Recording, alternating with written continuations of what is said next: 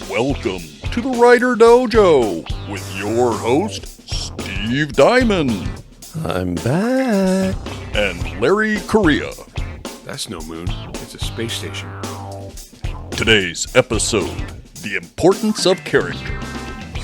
All right, everybody. Welcome back to the WriterDojo. Glad to have you back with us. When we're recording these episodes, it's either, well, at least for me, really, really early or really, really late. Yeah, we're still at LibertyCon, and we've been doing, our voices are shot. We've been talking nonstop. We've been grabbing guests out of the hall at 9 a.m., which for con time is insane because you go to bed at 2. Yeah. For those of you who don't know, I just don't do mornings. Me and mornings are bitter enemies. A long storied rival. Sunrise is the perfect ending to a productive day. Yep. There we go. I woke up 7 minutes ago. There we go. All right, today, we've had a lot of great guests on the show today, or on the show, over the past several weeks that we've recorded, within the past several days. That's the beauty and the magic of pre-recording podcasts. But today we have a very special guest, someone who is, a legend in all of the communities, And so, David Weber, thank you so much for agreeing to be abducted and taken into this undisclosed location. We appreciate it. Well, thank you. I should point out that among the other places I am a legend, according to Sharon, is a legend in his own mind. There we go. You are outstanding in your field. Absolutely. I've known David for 10 years, and so I'm really glad to have you on the show, David. We recorded our 100th episode this week. Oh, my goodness. And had a lot of guests on, but you are probably the biggest guest we've had on the show. But I'm trying to lose weight. No, that's actually, I didn't even mean that way. I'm too tired to be like pithy, because we've had Dave Butler on the show, and Dave makes me look short. So, so Dave is our biggest guest, because he's like 6'10" or whatever. So, but thank you for coming on, David. We much appreciated. I'm glad to be here. Well, we thought today, we were kind of chatting before the show, what did we want to talk about? We always ask our guests, what are you passionate about? What's important to you, either overall or right now, that you really want to chat about? And when we asked David this question, he said, man, I think the importance of character. And why is that, David? Why is that on your mind right now? Well, in terms, actually, I hadn't thought about this until you cued me here, because I was thinking in terms, and I still am primarily, in terms of using characters and building characters in stories. But there's a second side to it, and that is character singular, which is hugely important to me. Oh. Both in the characters and in my own life, the lives of the people around me. Sure. And I really hadn't thought about that until the cue here just now reminded me of it. So let me approach individual character as a quality in terms of characters and building characters for stories. Absolutely. Okay. The first thing about that a storyteller has to understand is that any story you tell is about the characters in it. There's no other excuse for telling a story. A story may be an allegory. You may have a lesson that you want to teach. There may be a cautionary story, a warning you want to issue. So the story can have a purpose without characters, but it will not have a right to exist, in my opinion, without characters. Characters are what audiences, whether they're readers, whether they're moviegoers, whether they're video game players. Mm-hmm. Okay, characters are who they care about in the storyline that they're looking at. If you don't have a character who is believable, and one with whom the audience, the reader in my case, so let's just stick with reader for our audience term, with whom that reader can empathize, can believe in, then you don't have a story. Okay, you can have a story about staving off apocalypse. And if nobody cares about the characters in it, it's like, ho-hum, they saved the world. Yep. Yeah, I've seen that. I've had that arguments with writers before, where they'll have like a, try to put a polite way to put this, a measuring contest with other writers of who has destroyed more stuff. I was like, I've destroyed more planets. And I'm like, the most visceral human reaction I've ever gotten out of my readers is, I had the dog die. Mm-hmm. It doesn't. You can kill bazillions, but if they don't matter to the reader, they don't. Gosh, in our book Servants of War, one of the things that people are often point at, it's a scene where a woman gets her hair shaved off. Yeah. Yeah. Well, I know that. Okay, so I had a concussion a few years ago in Atlanta, and it took me 2 years to get started writing again, and then I got it in about 18 months, 2 years of writing, got a couple of good books out, then I had COVID and spent 10 days in the hospital and, getting back up and running again. The first con that I went to that I was doing a reading at after the COVID, I was reading the first chapter of Into the Light, my collaboration with Chris Kennedy, and I'd never read it aloud before. And I could hardly make it through the chapter because of the way my voice was breaking. The scene is a father in a refugee camp. It's raining, it's night, he can tell there's snow coming. He's poking up this fire, which is too small. The entire planet's been invaded by aliens, and he's lost his 17-year-old son to one of the strikes. And his 5-year-old daughter, he can hear her coughing behind him, and he knows she has pneumonia, and there's nothing he can do about it. And he's got to somehow, he's a father, he's supposed to fix this, and he can't do it. And he knows he can't. And yet he has to somehow, he knows he's going to. And his wife has their little girl in her arms, and she's hugging her, and he can hear her singing lullabies. And he can't decide whether the best thing is for the little girl to never wake up again, or for him to have one more chance to try and be strong for her. Okay, when you build a scene and the characters reach out to you as the writer, you know you've done it right. But the thing is, if you don't care about your characters, you cannot make the reader care about your characters. You have to be invested in that character. You have to understand that character. You have to know who that character is. When I build a character, people have complained, he has so damn many named characters in his books. That's because I won't have a character who's going to be in there for more than 3 or 4, the lieutenant says, without having a character behind the lieutenant. And when I create that character, I may jot down just a very few notes, like hair color, eye color, That's continuity editing, okay? I'll give him or her a quirk, a hook that I can remember that character by. And then, boom, they go into my character list, and if I need to come back to them, I can. Among other things, in something like the Honorverse, it gives you a really deep bench for other characters that you... And since the casualty rate in the Honorverse has occasionally been a little high, I've needed replacements from time to time. Yeah, that bench gets played. But the main thing about characters is, if I have created a character properly, I do not have to ask myself what that character will do in a given situation. Because I know what that character will do. Yeah, the suggestion is obvious. Yeah. If they're a real person. You present it to them and there it goes. It's also, characters can say a lot about the author who created them. Because it's really difficult for an author to disguise who he thinks are the admirable characters in his own books.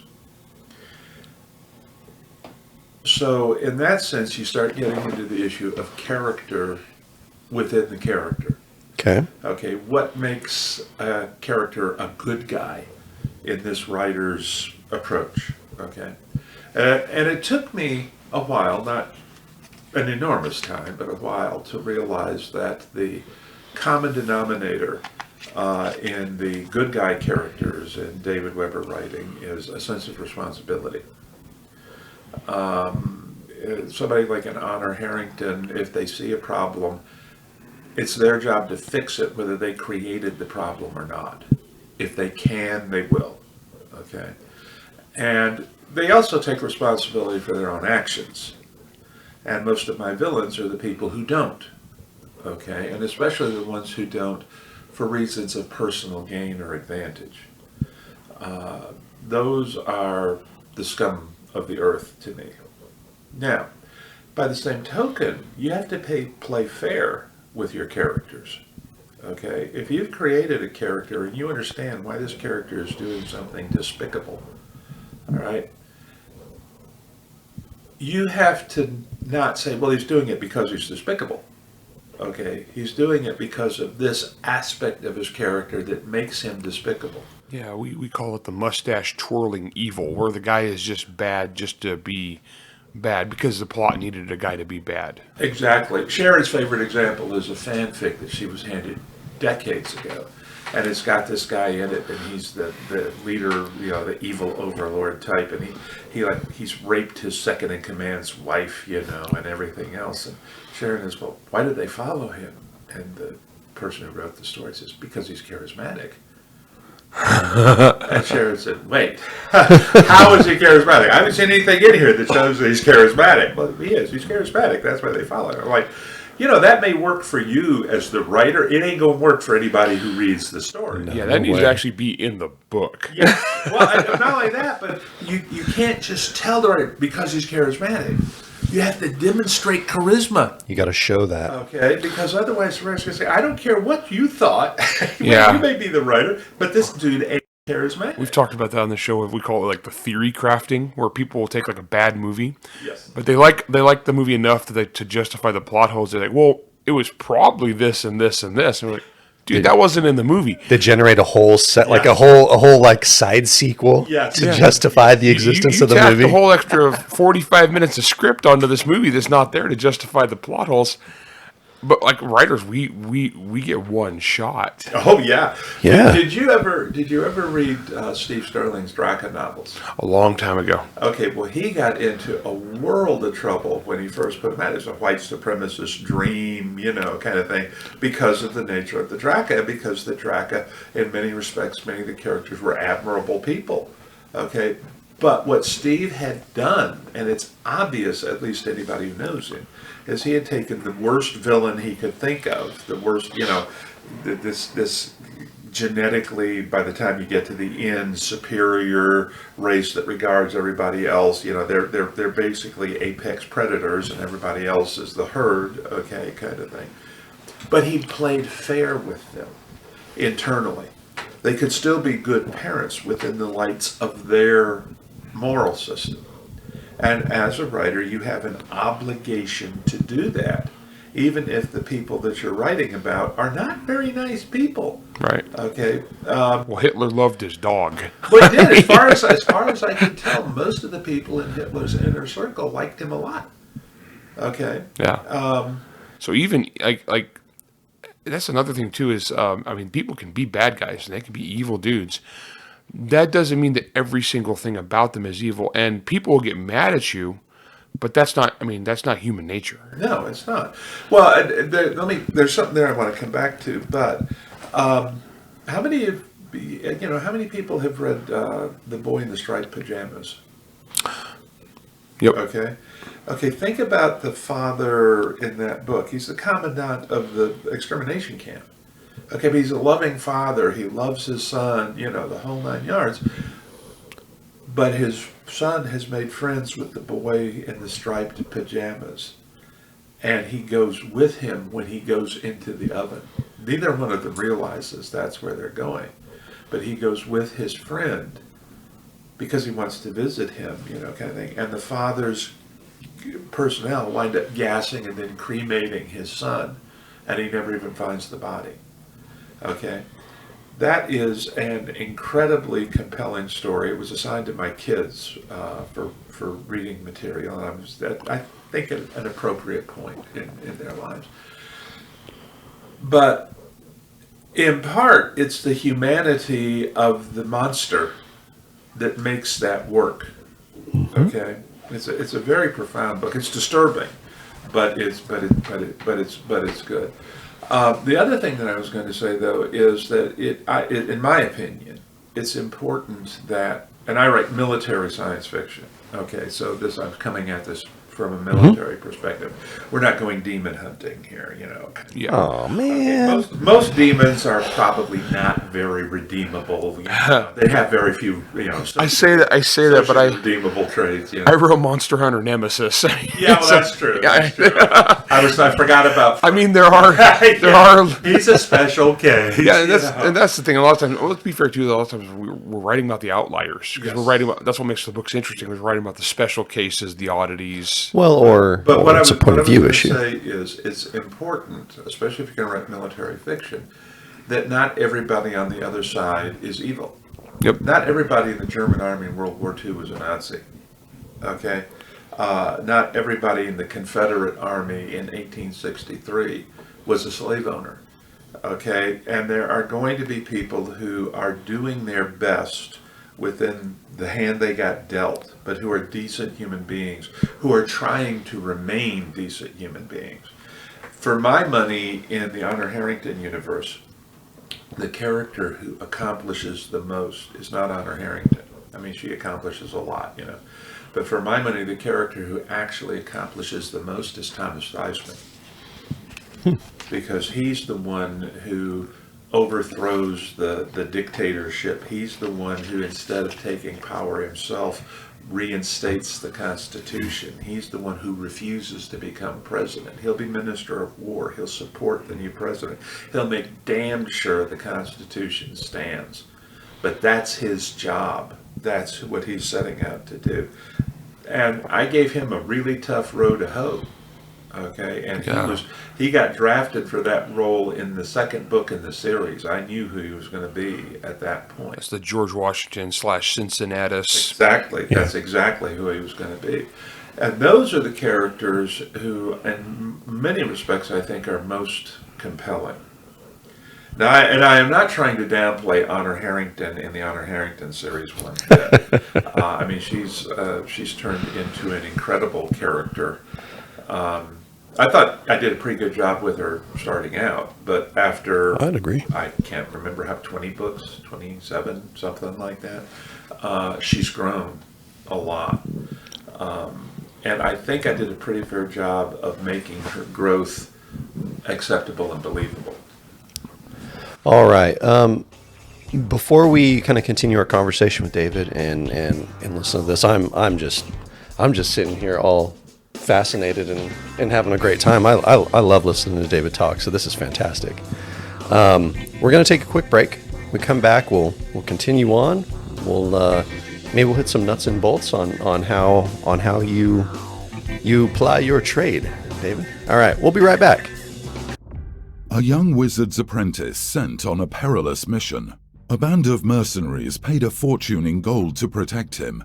Their mission? Deliver a secret artifact to a king halfway across the world. And from the outset, they are being hunted. Herman P. Hunter presents The Wizard's Stone. Available at Amazon, Barnes & Noble, the Apple Store, and more. Buy it today. All right, everybody, welcome back. It turns out that producer Jack has Larry and I timed extremely well for when we go to break and stuff. We use our infamous dog clicker, so to speak, as we say, and then Larry and I hack our lungs out, and everybody in the room laughs at us. So, all right, look, we're back. We're here with David Weber. Thank you so much for being with us, David. In the first half, I was listening, just all compelled by what you were saying. Because I was holding the gun on you. It's true. I mean, it was a nice gun. But no, and I find as you're speaking and as you're talking about the way that you look at character and develop character, it's very similar to the way that I aspire to do it. And now, a lot of our listeners are very new to this whole thing, to writing. many of which are either crafting their first story or have just made their first short story sale. So for you, nuts and bolts, where do you start? Well, okay, I'm actually, we're looking at a video series that may very well wind up being hosted through Bing. Okay. And among the first sequence, the first series of videos will be specifically on character building. Nice. And there are pillars that I think of when I'm building a character. Okay. The first is character function. What is the purpose of this character in the story that you're telling? Because that's going to determine who you need that character to be. Okay. Mm-hmm. The second point is where did this character come from? When you begin to build this character, what's the character's origin point? Okay. So you need this character to be a great military leader. Okay. What was this character's family like when he was growing up? What was the situation, the social, the economic, the political situation that he came out of? You need to know that. Even this characters should not, in my opinion, spring from your brow full grown like Athena, okay, from the brow of Zeus, all right? Yeah. And you may have a character you throw into a book because you need somebody here to be this, and you just throw a name in, okay? But then you have to stop. You have to think about who's behind that name, who that function is. If this is going to be one of the substantive characters in your book, in your story. So you have to think about the origins of the character. Then you have to think about what influences shaped this character after the origins. Okay, is this character, when you're thinking function, okay, is this character going to be the physician who comes up with the cure for the plague, that is ravaging the entire planet? Or is this character going to be the triage physician who has to decide who doesn't get a chance to live because he's too far gone, and then has to tell the family why their loved one is not going to get the treatment that might save that person's life? Okay? You're putting some heavy burdens on that character. And maybe you want that character to break under the strain. Okay? Maybe you don't want that character to break under that strain. You have to think about that when you're building that character. What's going to give him or her the strength not to break? Or what is going to be the element in that character that causes the break when it comes? And you have to know that, because if you don't know that, you can't reveal it to the reader, or not reveal it to the reader, but have it in there. And because you have it, your character is consistent. Mm-hmm. Readers can sense consistency in a character, even if they don't know exactly why that character is being consistent one way or another. Yeah, it feels incongruous when you break it. They know, the reader senses it kind of on an instinctive level that you've gone against the character nature. Exactly. And sometimes you can do that. And sometimes you can do that and then explain to the reader why this character had to go against who the character was. What factors compelled or convinced that character to go this other way. But after you've established, where the character came from, and you're well on the way to building who the character is, okay? But you have to play fair with the character. You have to, like I said earlier, you have to care about the character, okay? But you have to let that character be the character you've built. And if you need the character to do something in a story and that character that you've built wouldn't do it or wouldn't react that way, then rather than just forcing it, you have to think about, well, do I need to go back and change the character? Or, and if it's a good, strong character, more likely, change the story.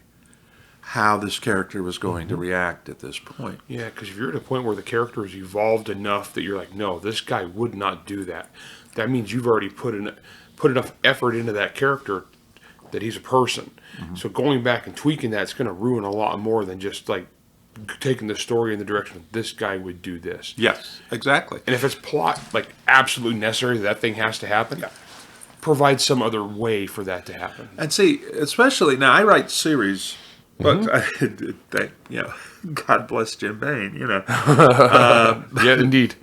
He, like 25 years ago, he said, 30 years ago, he said, everything you write spawns sequels. What about, I don't know, planning a series? And I was like, what a novel concept. And we were off to the races. But especially in a longer series, the characters become your collaborators. Okay, they have to. All right, and they're going. And the other thing you have to bear in mind as the writer is, no matter what you put into that character, every single reader is going to perceive that character differently Through their own personal their reader own lens, personal right? experience. Yeah. Okay.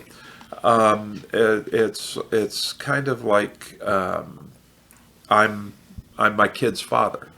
Okay, I'm my wife's husband. I'm somebody else's mentor, teacher, and you're a different character, a different person to all those people because they have a slightly different relationship with you. Now, there are probably, unless you are a multi-personality sociopath, there are going to be sitting things that right they here, all David. Well, my secret And is so out. am I. Yes, And so am I. But unless unless you have that kind of a disassociative personality, all right, there are going to be some really strong common traits that are everybody's going to say, okay, well, that's part of who he is. He talks a lot. Okay, it's David. All right, but the nuances are always going to be there. They're going to make you a different person. Honor Harrington is a different character to every person who's ever read an Honor Harrington novel. Okay, and that's partly because I've done my job right. All right. But the nature of what we do is such that the characters that we become involved with dictate, in some respects, where we can take the story. We can take the macro wherever we want, but the micro, which is what's really compelling to the reader, can't go somewhere the characters won't go. And sometimes you have to do things in a story. All right. This was actually, in some respects, character driven. It was driven in terms of having to open a window into Honor's character and her response. And I didn't know why I had to do it the first time around. For anyone out there who hasn't read the Honor Harrington novels, this will be a spoiler, so don't listen for the next few seconds. But there's a chapter in one of the books where I kill her chief armsman, Andrew LaFollette. He's been with her for 20 years. He doesn't have prolong. So he's going to live a maximum of about 80 years. She's had prolong. She's going to live 350 years. Okay, physically she's younger than he is, even though she's a good 40 years older than he is. He's devoted to her. He's her chief bodyguard. He's risked his life for her dozens of times. She knows the reason he's never married is because he's actually not just, he's never said a word about it, but she knows. Okay.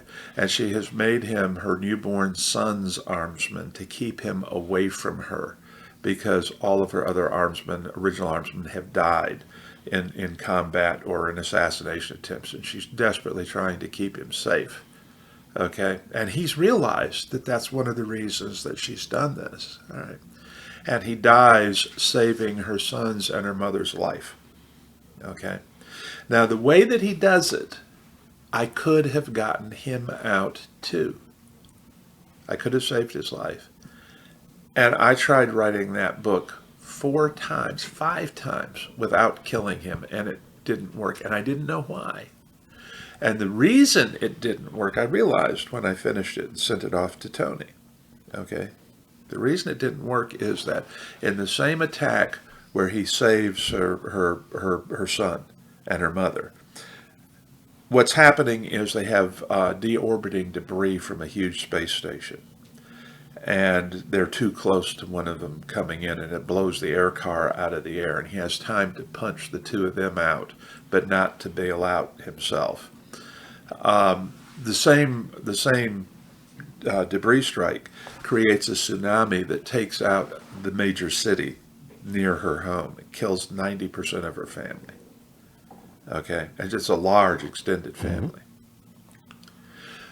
But the reader had never met most of them. Okay, so when I want to show the extent to which this just shatters honor, I need a window that will let the reader in, and you know exactly how much Andrew meant to her. So through her pain at losing him, you can extrapolate to the pain of losing everybody else that she grew up with, kind of thing, at the same time. I didn't realize that that was why Andrew had to die in that scene. But it didn't go to action. It went to the characters involved and how you explore and deal with character. So, We're good. okay. And once you've, let's see, so you do character, you do pillars, you do treat them fair, you care about them. I think also if you expect readers to be invested in characters, by and large, you have to treat the character with respect in terms of how that character lives or dies.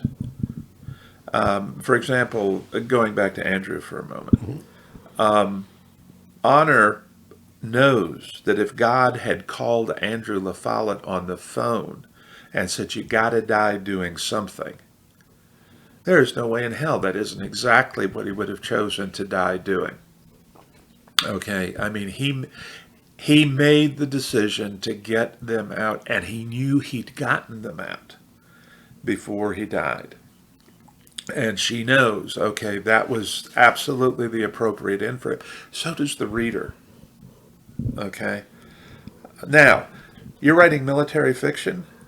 Sometimes it doesn't work that way. And there's a scene in Shadow Saganami. Ranhild Pavlitic is a midshipwoman. She's a brilliant pilot. She's looks like she's 12. She's got prolong, the whole 9 yards. And she's they're doing a routine board and search a freighter. And they don't know when they get ready to board and search this freighter that this freighter is actually a slave ship, even though it doesn't have any slaves on board now. But the slavers know that the policy of the Royal Manticoran Navy is that slavers are pirates and as such subject to execution.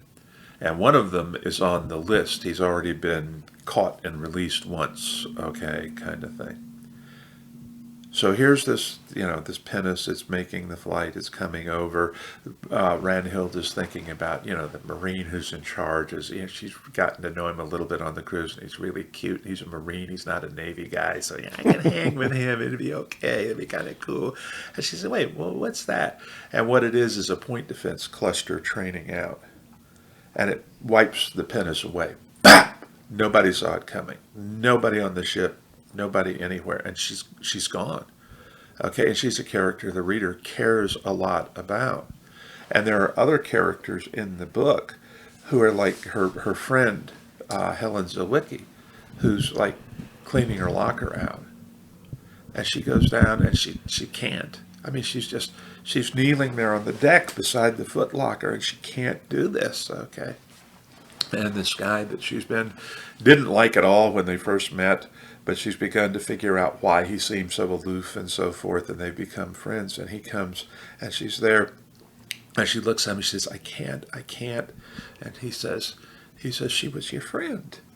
Of course you can't. And so he goes down, and he puts his arm around her, and he says, we'll do it together, okay? So I'm with those two characters, I'm showing who they are, but I'm also showing you, you know what? In war, shit like this happens.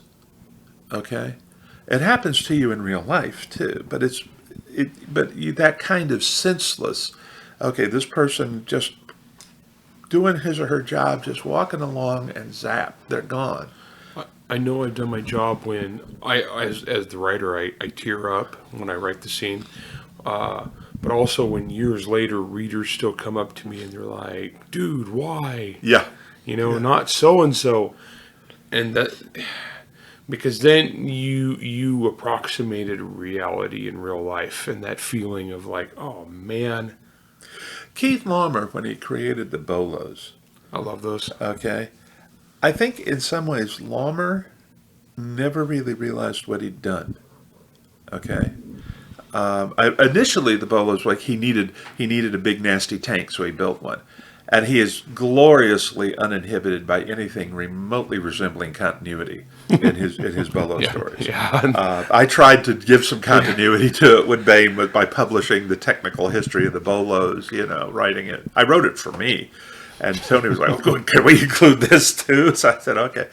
But the thing about the Bolos is that the Bolos, it's all about character for the Bolos. Yes, they're the super tanks, they're this, they're that, they're the other. But it's the decisions they make, okay? And it's the fact that they're better than the humans that they are defending really deserve, okay? And again, character driven. That's why you care about the super tanks, okay? Yeah. And I think that it's possible to construct a story that isn't character driven, but only if the characters in it are an integral part of where it's going. And by that, what I mean is you can design a story like Staving Off Apocalypse, in which the story is driven by the threat of the colliding planet or the asteroid coming in or whatever. That's what's driving the story. But what's driving the reader, what's compelling the reader, is how the characters are responding to that outside driving factor that is the mechanism of the plot. I had a lot of bones to pick with Star Trek Next Generation, including why they didn't take out the Borg cube by just beaming 10 pounds of antimatter aboard, since they were sending boarders aboard every time you turned around. I was like, I bet their personal shields wouldn't have worked against that. But they had a character, Tasha Yar, who was a problem for them because the writers never understood Tasha Yar. They didn't know what to do with her as the tough as nails security type, and it wasn't Denise Crosby's fault. It was the writer's fault. Okay, I would argue that Star Trek: The Next Generation had no idea how to deal with strong female characters. Really, they just said, "Okay, there's a female character. She's going to be strong. Good, let's go." Boom. So they killed Tasha Yar off in, was it The Face of Evil, The Skin of, I can't remember, but she basically dies absolutely pointlessly. It's just I killed her to demonstrate that I could, kind of thing, and also because we don't know what to do with the character. Boop, we're gone. And they betrayed the character first by not building her properly, not knowing how to handle her, not really understanding what was driving her, but also just tossing her away that way, okay? But then they did Yesterday's Enterprise, all right? And there's the scene where Guinan, they're in this alternate history because they fell through another one of those wormholes that's just litter space in Star Trek. With them. Okay, and the Enterprise, whatever is Enterprise C or the one that the Romulans destroyed earlier, it comes through the wormhole. And everything changes, and all of a sudden the Enterprise D is this incredible battleship, blah, blah, blah. But Guinan's still there. And she's like, so is Tasha. And she's like, meets Tasha, and she says, you're not supposed to be here. And Tasha is, what are you talking about? She says, I don't know, but you're dead. You're supposed to be dead. And she says, well, how did I die? She says, I don't know, but I know it was meaningless. Okay. And so she's told this character this. And when the Enterprise, they've got to send it back because it has to fight and die defending the outpost so that they have the alliance with the Klingons instead of being at war with the Klingons. And the crew has volunteered to go back. Tasha volunteers to go back with it. And Picard is like, Tasha, they're all going to die. And she says, I'm supposed to be dead already. And if I'm going to die, I want my death to mean something. Mm-hmm. So she goes back. And they all of a sudden, they have redeemed themselves where that character is concerned. And then they turn right around and screw it up again with that whole Romulan half-daughter. But the problem was that they had Crosby under contract for like several more episodes. Oh. And so they had to write it in. But that was horrible character treatment in the original Tasha Yar. Well, sometimes you can learn from what not to do, and the moments of greatness in there. Oh yeah. Trust me, I have so learned things to not do by doing them. Okay? That whole burned hand thing, trust me. All right, as much as we would love to have our 30-minute episode be a 3-hour episode with David, and it very well could easily be. All three of us are on an event. We're all literally on an event. Well, it's a coffee clutch, and so I'm going to sit there while, opposite frickin' David Weber and Larry Correia. Come on, man. But no, David, thank you so much. It's been an honor, no pun intended, and privilege to have you here with us. Thank you so much. If you ever, in the neighborhood, drop by, Oh man, this will not be the last time we Shanghai you onto this show. We love you to death. That's because you don't really know me. Or maybe we know you too much. All right. Well, that's it for you. That's all the time we have for you today, everybody. Thank you, listeners, for tuning in.